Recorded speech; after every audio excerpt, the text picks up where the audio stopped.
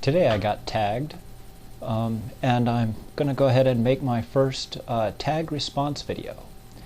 Now, this isn't actually the first time I've been tagged. I got tagged a few weeks ago by Kevin Benko in the round of Portrait of an Atheist round of tagging.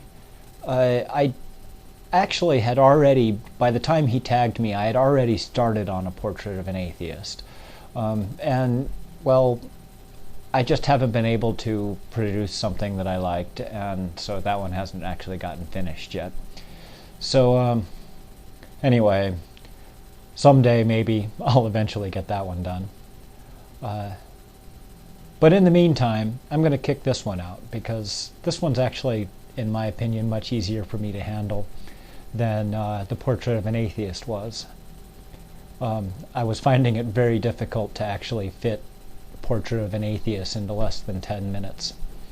And yeah, I've lately considered that fitting it into 10 minutes or less is a key factor for me. I must do that, or otherwise I just, talk forever and run over at the mouth. But anyway, on to the 5 facts. Now, this is actually going to end up being way more than 5 facts, but I'm going to kind of talk about it in sort of categories. Fact 1. I was born in Los Alamos, New Mexico. Los Alamos is a very interesting place.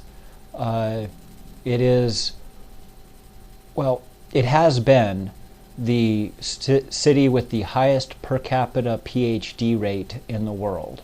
Now, I do not know that it's actually still so, but Los Alamos is a place where, somebody shows up in line and they say, don't you know who I am? I'm Dr. So-and-so. And you're like, yeah, so get in line behind Dr. So-and-so, Dr. Such-and-such, and Dr. Whatchamacallit. Everybody's a PhD in there.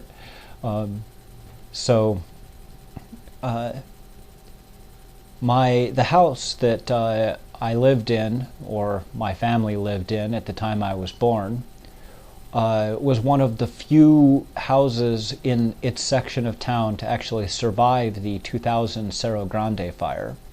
All the houses around it all burned to the ground, but somehow the house that I lived in when I was born is still standing there today. I also grew up just down the street from Ed Grothus's The Black Hole. This is going to be the first of my name dropping. You can grab the link there and learn a little bit about Ed Grothus. I got to know him fairly well personally as I grew up. During that time I also got to meet and get to know fairly well Norris Bradbury, name drop number 2. I spent most of high school kind of goofing off. I didn't really fit in very well into the high school social scene, and I didn't really fit in very well into academics in high school. I was interested in learning, but I wasn't interested in doing the rote work. I wasn't very good at just sitting down and kicking out a paper or, doing homework.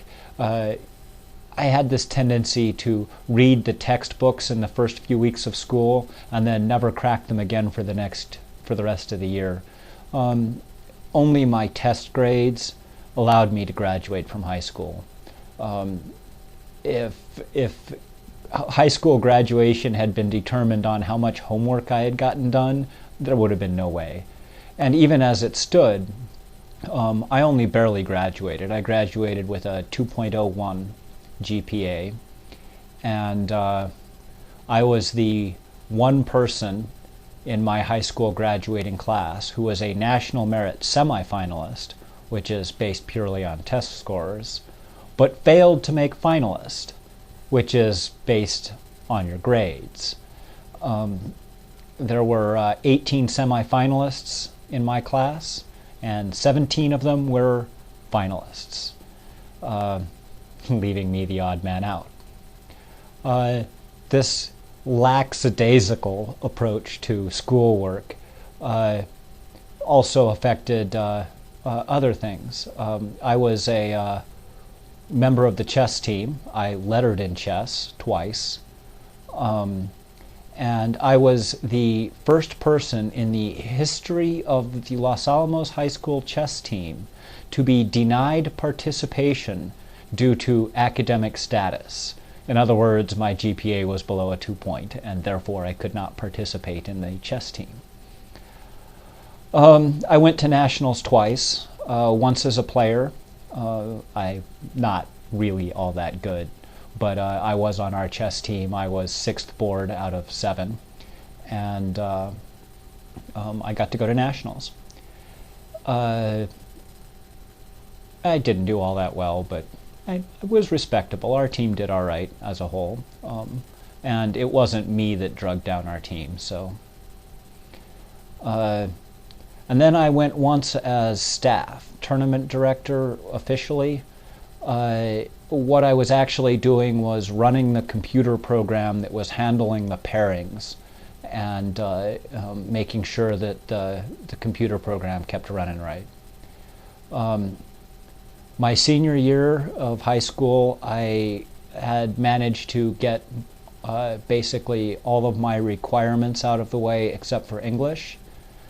So I had one English class, and then I spent the entire rest of the day in the computer lobby, or the computer lab. And I was the computer intern in the computer lab. I was responsible for maintaining the computers, testing out new hardware and software, and then teaching the teachers how to use them. And I was even responsible for a significant amount of teaching in a basic Intro to Computers class. After high school, I went off to Ripon College in Ripon, Wisconsin. I joined a co-ed fraternity called Theta Sigma Tau. We were the only co-ed fraternity on campus. I always found it interesting how a lot of the really conservative people would all call us homosexuals, and we were all gay and stuff because, well, we lived in a co-ed fraternity with about 20 guys and 20 girls, and the guys who were saying this were living next door to us in a fraternity with 40 guys, and they called us gay? Anyway, most interesting thing about Theta Sigma Tau is that it's the successor fraternity to Sigma Nu.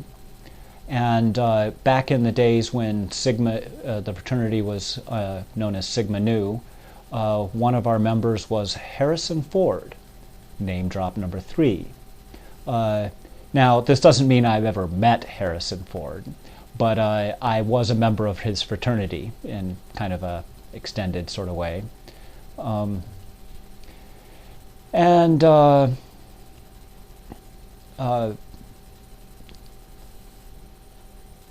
Into the final name drop, my family is from Indiana, and my mother's family in particular is from Seymour, Indiana. And any of you who happen to be John Cougar Mellencamp fans would happen to know that he is from Seymour, Indiana. Well, it turns out that my uncle, the son of my mother's father's sister, that uncle is the business manager of John Mellencamp. And when I was out there for my grandfather's funeral, I got to see her basement. I didn't get to meet John, no, but I did get to see her basement, and I got to see paintings done by John on the walls of the basement. And well, that's Brush with Fame number 4. So I've managed to drop 4 names, and I'm going to call that good.